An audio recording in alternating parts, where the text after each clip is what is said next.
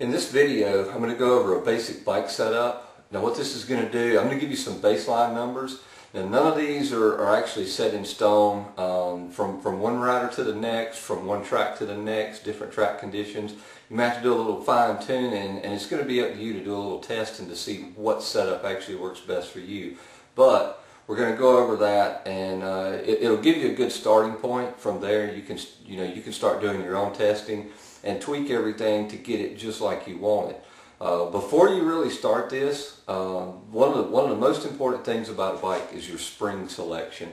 The front and rear springs are really important depending on your size. A stock bike comes with springs for a certain size rider. There's a little bit of range of adjustment there. But if you're above that or below that weight-wise, and actually skill level plays a factor in it too, then you'll definitely, before you really do a lot of this, you'll definitely want to check and make sure you have the right spring rate first. That's really important. So from there, get your spring set up right, and once you've got that done, go over this basic setup. It's going to get you really close, and from there, your bike should handle a lot better. It'll actually make you a lot faster. Okay, the first thing you're going to want to do is check your race sag. There's some special tools out there made to do that job. They're fine. They work really good. If you don't have those, a simple tape measure. Probably got one of those laying around the house. They work really good. And right now I'm going to show you how to set up the race sag. Okay, first, to get a basic understanding of what race sag really is.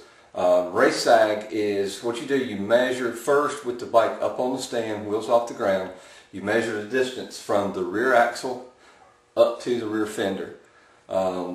You write that number down. From there, pull the bike off the stand, put the rider on it. It's best if they're geared up in full gear. That way you've got the weight right. And from there, you measure that distance again. Typical race bike, the 125s, 250Fs, 252 strokes, and 450s, you're going to be anywhere from about 95 millimeters of sag to about 105 millimeters of sag. Again, this is a number that really varies depending on rider preference. So what you do first off is, with the bike on the stand, you measure from the axle up to any point on the rear fender. Usually I make a mark on the rear fender so that you've got a good reference point. You want to measure at the same location each time. So you measure that with the bike on the stand, pull it off the stand with the rider on in the attack position, and you get the difference between the two measurements. That's going to be your race sag. Like I say, typically between 95 to 105 millimeters, but that can vary. The less sag you have, which would be closer to the 95 millimeter range, the quicker the bike is going to turn. Sometimes it'll be a little less stable in high-speed straightaways. With more race sag, the bike isn't going to turn quite as quick because now you don't have as much weight transferred over to the front wheel. So it may not turn as quick, but it's going to be a little more stable in the high-speed straightaways. So what you want to do is find a really good balance between the two, and that's going to be your race sag. Now, one thing about it, when you change, if your chain is stretched out just a little bit, you readjust the chain tension. What you've done now is you've moved the back wheel further on the bike, which puts more leverage on the spring. At that point, you really need to recheck your sag and reset it if it's changed. If you gain a little weight, lose a little weight, anything that affects the weight of the rider or the leverage on the spring can change the race sag. So you need to look at that and reset it. This is something that should be done fairly often. If you're ever at the track and you're having issues with the way the bike handles, then at that point you definitely want to check the sag first and readjust it, and the bike's going to handle a lot better. Alright, next on the setup list is bar position. All the bars that you buy, they've got a grid on them which shows moving the bars forwards or backwards towards the rider. This is one of those deals. It's definitely individual preference. On our bikes, we prefer to have the bars more centered. And what that does is it keeps you up over the bars in a better riding position, and it also helps you keep your elbows up, which is something that's really important. Keeping your elbows up actually helps stabilize the bike. So I'm going to show you how to adjust that. Okay, on this set of bars, typically on this bike we keep the bars set, and this is with the Pro Tapers. They're all going to be a little bit different. If you get a different bend, if you try a different bar bend, it may change it a little bit. On this bike, you can see that we've set it up basically at 0. There's a +1, +2, and then a -1 and a -2. Having the bars in the right location as far as forwards and backwards can make a huge difference in arm pump and rider fatigue. So this is something that you definitely want to keep an eye on.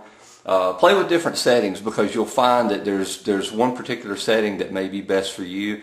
Most cases what I'll do is write that setting on the clamp. That way anytime you've had the bars off, you know exactly what it is. Put it on there with a Sharpie with the bar pad over it, it's going to stay in place. And that way anytime you have the bars off, you can go right back to where your setting was. Like I say, play with this. Move them forwards, move them backwards. See which one feels best to you and is more comfortable, and that's going to be the position you're going to want the bars in. Okay, next up on the list is going to be lever position. Your lever, the position of your levers as far as up and down, it adjusts how you work the levers, and it actually adjusts your hand position. Having the levers way down on the bars, you're going to be up a little bit farther. Having the levers way up on the bars, you're going to have your hands back a little bit farther to actually be able to get to the levers comfortably. Again, this is completely dependent on the rider himself. It's all just personal preference of where you put the levers.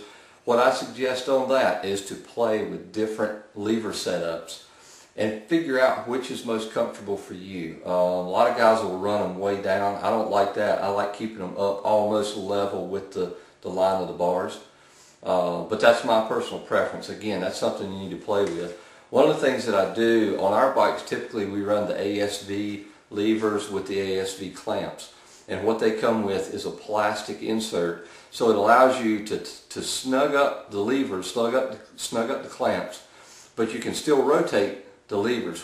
Two things that this does. Number one is, if you're involved in a crash, it allows the whole lever and everything just to fold down, so you don't break your lever off. Because if you don't have the front brakes, if you don't have the clutch, you're not going to be fast in the race. You can always pick the bike up, bend them back up, and go race again. If you don't have the ASV with the plastic inserts, one of the things you can use is your standard Teflon tape. You pick it up at any hardware store. Wrap a couple wraps around the bar where the levers clamp to the bars, and from there it's going to allow those levers to turn just a little bit, and that way if you are in a crash, the whole clamp can rotate instead of breaking your levers off. Okay, with the levers set up, one of the other things that I do is I always set my levers so that when the lever is pulled in against the bar, you can see right here there's probably about a ½ inch. It's in from the outer edge of the bar.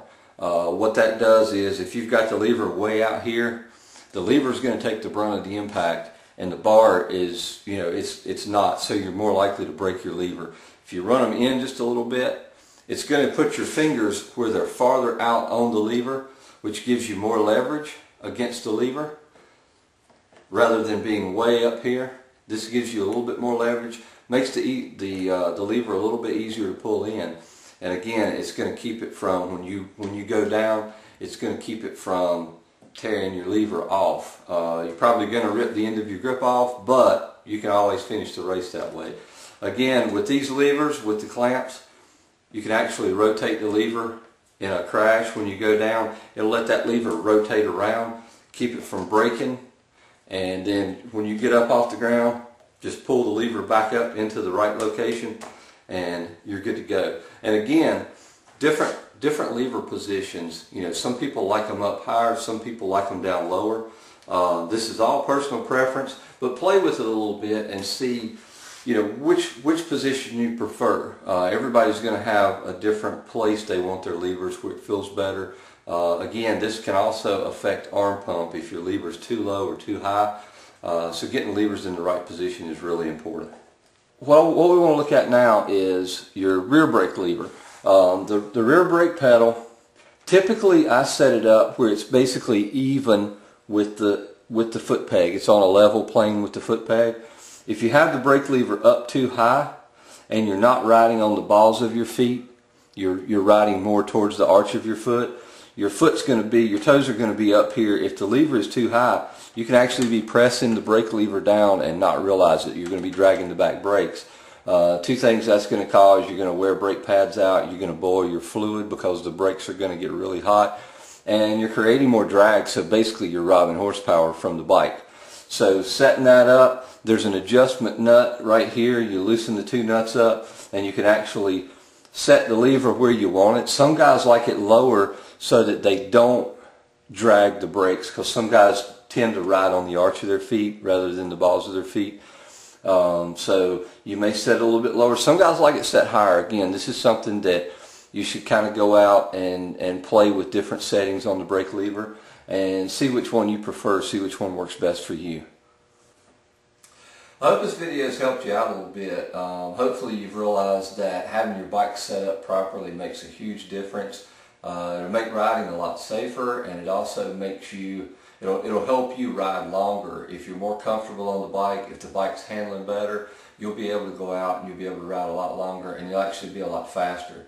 So again, all of this is just baseline settings. You really need to play with your own setup to find out what settings work best for you. But it's all really important, and in the end, it'll just make for a lot better day of riding.